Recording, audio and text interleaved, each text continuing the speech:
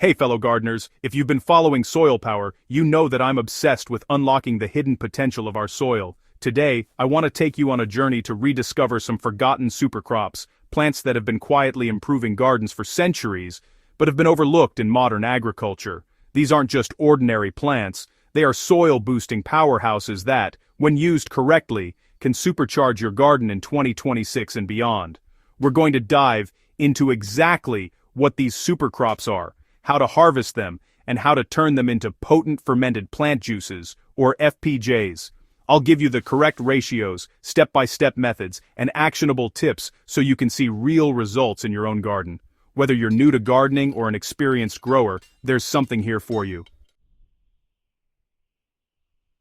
Modern gardening often focuses on quick-fix fertilizers or commercial soil amendments, but this can leave your soil depleted in micronutrients and beneficial microbes. Forgotten supercrops like comfrey, nettle, and moringa are packed with nutrients that your soil and plants crave. They are rich in nitrogen, potassium, calcium, magnesium, and a range of trace elements that are often missing from standard fertilizers. When you incorporate these plants back into your garden, you're not just feeding your plants, you're building living soil. Healthy soil creates healthier plants, better yields, and more resilient crops.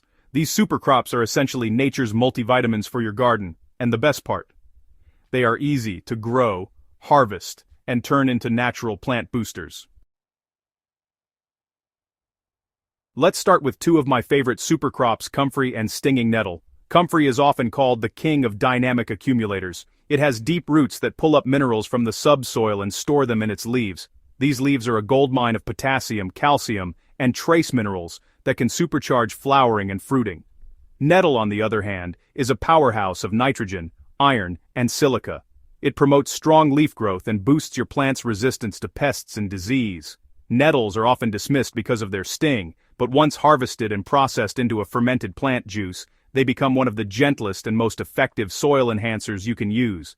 These plants are perfect for making FPJs because fermentation unlocks their nutrients, making them readily available to your soil and plants.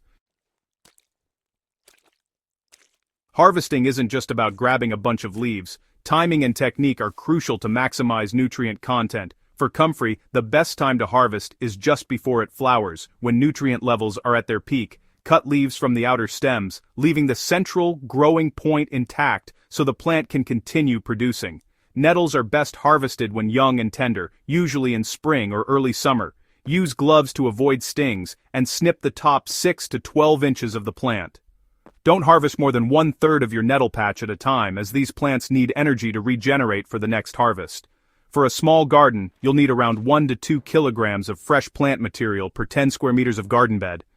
This ensures you have enough to make a concentrated FPJ that can be diluted and used across your garden. Fermented plant juice is a simple, potent liquid fertilizer that will transform your garden. Unlike raw plant extracts, fermentation breaks down plant material, releasing nutrients into a form plants can easily absorb. Here's how I make FPJs for both comfrey and nettle. First, chop your harvested plant material into small pieces to increase surface area. Place the chopped leaves into a clean, airtight container, like a glass jar or a food-grade plastic bucket. Add sugar or molasses to kickstart fermentation, 1 part sugar for every 10 parts fresh plant weight. This is crucial because the sugar feeds the beneficial microbes that do the magic. Next, add water to cover the plant material. For example, for 2 kilograms of comfrey, I add 200 grams of molasses and 2 liters of water. Stir well to mix, then cover the container loosely.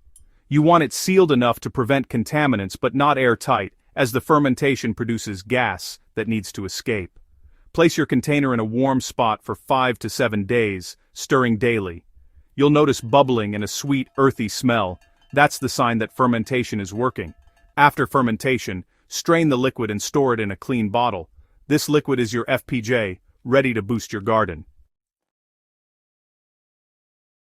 Knowing the correct ratios and application method is key. FPJ is concentrated, so you always dilute before using it. For foliar spray, use 1 part FPJ to 500 parts water. For a soil drench, use 1 part FPJ to 200 parts water. Let's say you're treating a 10 square meter garden bed. For foliar application, you'd mix roughly 200 milliliters FPJ into 100 liters of water.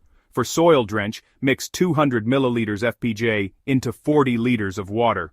Apply in the morning or late afternoon to prevent leaf burn. The real fun comes in experimentation. Try applying comfrey FPJ to one set of plants and nettle FPJ to another. Keep conditions as similar as possible. Same sunlight, same watering schedule. And watch the differences. Track leaf greenness, plant vigor, flowering, and fruit set. It's like conducting your own small-scale plant experiment, and the results can be truly eye-opening. To get the most out of FPJs, observation is everything. Keep a small notebook or spreadsheet. Note which FPJ makes your leaves greener, your stems sturdier, or your fruit heavier. You might find that comfrey promotes stronger fruiting, while nettle gives lush, leafy growth. Experienced gardeners will tell you that subtle differences can be game changers. Over time, repeated use of FPJ improves soil structure and microbial life, making your garden more resilient. And the best part? You're using plants you grew yourself, so your FPJ is organic, cheap, and endlessly renewable. You might wonder why this approach is so effective. It comes down to dynamic accumulation and microbial activation. Plants like comfrey pull minerals from deep in the soil and store them in leaves, while nettle concentrates nitrogen and silica. Fermentation unlocks these nutrients, while the microbes in FPJ improve soil biology. When applied, FPJ doesn't just feed plants, it feeds the soil, creating a self-sustaining nutrient cycle. Over time, your soil becomes richer, plants stronger, and the entire garden ecosystem healthier. This is the kind of long-term, low-maintenance fertility that conventional fertilizers rarely offer.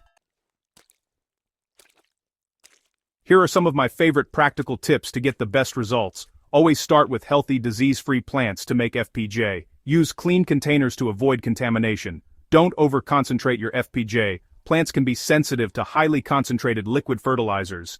And finally, consistency is key. Apply FPJ weekly for a few weeks, then step back and watch your garden respond. If you want your garden in 2026 to be greener, healthier, and more productive, start today. Grow comfrey, nettle, or other forgotten super crops. Make your FPJs and experiment with their applications. Document everything, adjust ratios for your specific plants, and enjoy the process of seeing your garden thrive naturally. Remember, these super crops aren't just a one-time boost. They are a long-term investment in soil fertility. Every year, as you harvest, ferment, and apply, your garden becomes more resilient and more productive. Rediscovering forgotten supercrops is about more than just growing plants. It's about reconnecting with the natural rhythms of your garden, building soil health, and achieving the kind of growth that synthetic fertilizers can't match.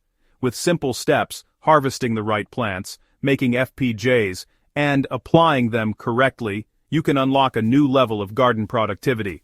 So fellow gardeners, it's time to dig deep, experiment, and share your results. Let comfrey, nettle, and other supercrops become your secret weapons in 2026. Your soil and your plants will thank you.